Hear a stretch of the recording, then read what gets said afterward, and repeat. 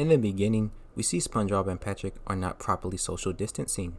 To punish them for their sins, Plankton assembles a robot army to destroy Bikini Bottom. Now, SpongeBob and the crew are tasked with saving Bikini Bottom. This is SpongeBob Battle for Bikini Bottom, Rehydrated.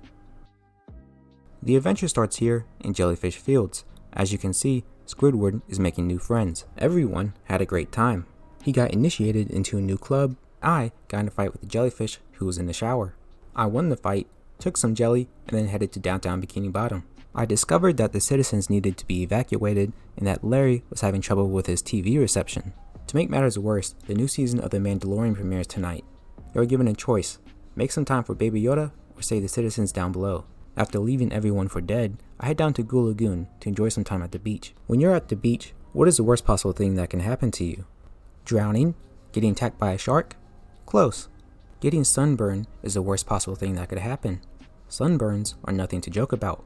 That's why, when a robot standing on a pile of wooden crates in the middle of nowhere steals everyone's sunscreen, we use the power of the sun to wipe them off the face of the fucking planet. After killing someone over sunscreen, we arrive at rock bottom, literally and figuratively. Becoming aware of my newfound life of crime, Mrs. Puff gives me a task: steal artwork from the museum. Personally, I don't know why Mrs. Puff would want anything from the museum. I mean, just look at this stuff. It's god awful. But her reasons are none of my concern. I have some artwork to steal. After stealing all the artwork, I got a golden spatula in return. Everyone knows that you celebrate a successful heist by going skiing. And what is skiing without a little friendly competition? Mrs. Puff has challenged me. If I can beat her record, she'll give me another golden spatula. Let me tell you, the only way I wasn't going to break that record was if God himself came down from the heavens above and strike me down. That didn't happen, and I obliterated Mrs. Puff's record by 18 seconds. Next up, Bubble Buddy. I'm not going to lie, his level gave me some trouble at first, but after getting a hang of it after a few tries, I was able to defeat his record as well. Last but not least, Larry, who claims to be the fastest there is. I was determined to prove him wrong. Not even the sight of innocent people getting crushed to death was going to stop me. Ironically enough, Larry gave me the least amount of trouble, as I beat his record with 18 seconds as well, making me the champ of skiing. Shortly after, Plankton tried to get me to commit suicide for a golden spatula. As tempting as that was, I opted to bungee jump for it instead. Not too long after, Squidward became a popsicle. So did SpongeBob. Sandy got jealous and decided that if she's not having fun, then no one is having fun. SpongeBob and Squidward were no longer popsicles, and SpongeBob finished off Patrick. Don't let the name fool you. There was nothing dreamy about this course. In fact, it was hell. I died multiple times. Luckily, I was able to get through this after only dying 37 times. Needing a new change of scenery, I tried to watch a movie. But that didn't happen because it cost 40,000 shiny objects to watch a movie. I went to Kelp Forest and saw that the children were playing their own version of the Hunger Games. Me, trying to turn a new leaf, decided to save the children from themselves. I got a golden spatula in return for my efforts. I then arrived to what looks like to be hell. All I know is that the Flying Dutchman is here, and that the green stuff everywhere would probably melt the flesh off your bones if you were to touch it. I talked to the Flying Dutchman, who somehow managed to get kicked off his own ship by the robots. Don't worry, you'll see why this is surprising later. Due to his incompetence, he now wants me to take out a small army of robots single-handedly. Before starting, a kid wanted me to finish his battle for him because he's a coward.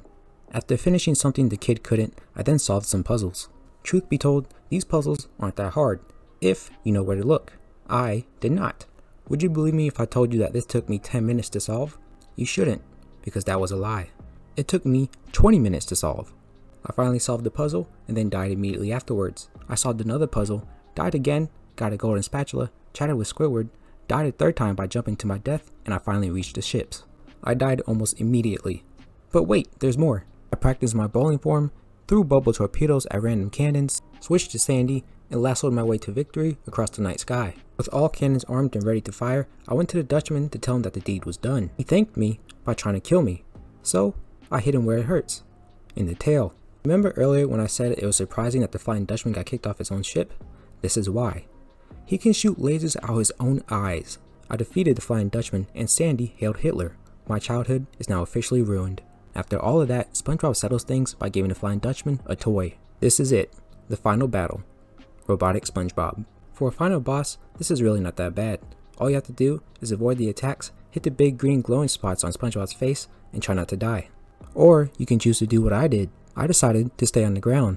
I found that when you're on the ground, robotic SpongeBob won't attack you, only robotic Plankton. Simply wait for Plankton to stop attacking you, throw torpedoes at SpongeBob, and you should be good to go. As with all final bosses, there is multiple phases. The The second phase, SpongeBob turns into the Hulk and we go inside his head. Robotic Plankton followed me inside to try and slow my progress. However, he fails to realize that no one could get in my way like I get in my own way. This point is proven when I reach a bowling section. I have to destroy that generator with a bubble bowling ball. I continue to miss every shot I took despite having no enemies around me. But it gets worse. In the final part of the fight, you need to throw bubble torpedoes into 3 separate holes.